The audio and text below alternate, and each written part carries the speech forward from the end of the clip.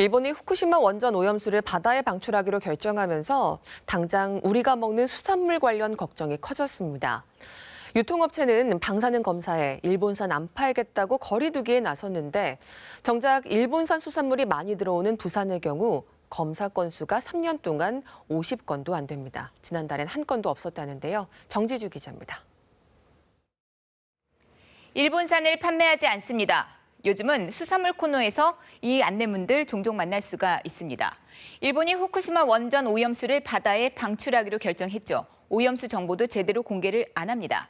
여기저기 비상인데요. 특히 수산물 다루는 곳들 일본산 거리두기에 나섰습니다.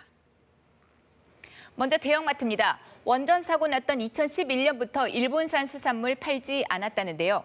국내 수산물도 무작위로 방사능 검사를 하고 있습니다. 그것도 모자라 아예 판매 안 한다는 안내문 붙었습니다. 후쿠시마 원전 사고 당시 소비자 77.5%가 수산물 소비를 줄였다죠.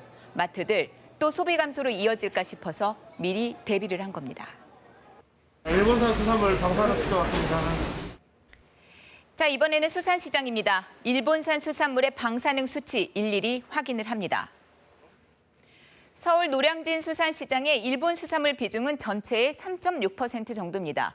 지금까지는 경매 때 한 번, 그리고 판매 전에 한 번, 이렇게 방사능 검사를 하루 2차례 정도 해왔는데 이젠 부족하게 느껴진다죠. 한 6차례 정도? 근데 지금 원전 사태 때문에 지금 저희 고려하고 있습니다. 잠깐! 차려라! 차려라! 차려라!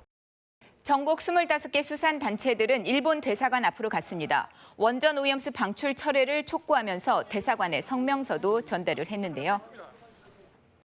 대한민국 수산업 전 세계 해양 생물 자연 생태계를 파멸시키는 반인류적 행위가 만행입니다.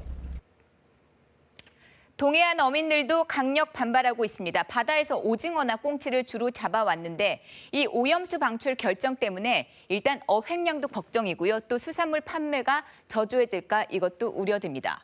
지자체도 나섰습니다. 성명까지 내고요. 강력 규탄했는데요. 어민 생계는 물론이고 도민 안전을 심각하게 위협하는 행위라면서 일본 정부의 투명한 정보 공개도 촉구했습니다. 일본산 수산물 수입 전면 금지, 방사능 유입 해역 감시 지점 확대 이런 것들을 중앙정부에 강력히 건의해 나가도록 하겠습니다. 지금도 한 해 13,000톤 정도의 일본산 수산물이 부산항을 통해서 들어옵니다. 2011년 후쿠시마 원전 사고 이후 부산시는 수시로 수산물에 대한 안전성 검사를 하겠다고 밝혔었는데 그 실상은 어떨까요? 부산시 보건환경연구원이 지난달 부산에서 유통된 식품 등에 실시한 방사능 검사 건수입니다. 전체가 58건인데 일본산은 19건, 그것도 모두 가공식품입니다. 수산물은 아예 없습니다.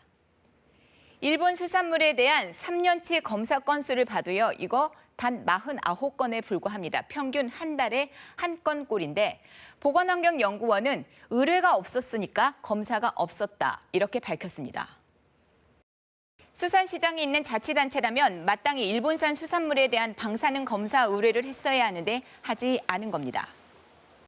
일본 건데 국산으로 팔고 있다 그런 좀 의심이 된다거나 이래가지고 그걸 의뢰한다든지 전 단계에서 거기서 검사를 하고 들어오고 있거든요.